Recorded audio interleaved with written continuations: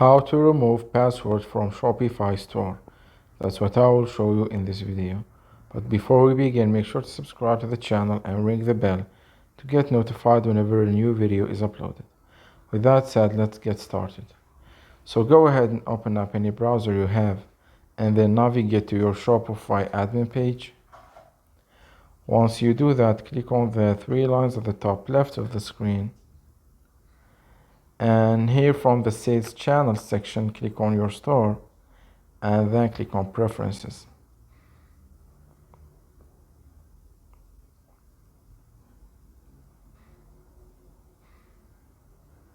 Once you're here, scroll all the way down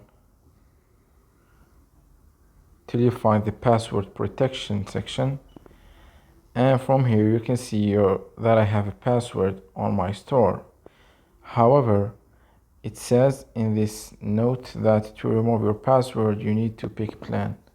So even if I remove the password right here and I wanted to click save, the changes won't be saved until I purchase a plan. So unfortunately, this is the only way to do so as of right now. And there's no way you can do it for free. So that was it for this video. That's how you can delete your Shopify store password. If you have any questions, please leave them in the comment section down below. With that said, see you in the next video.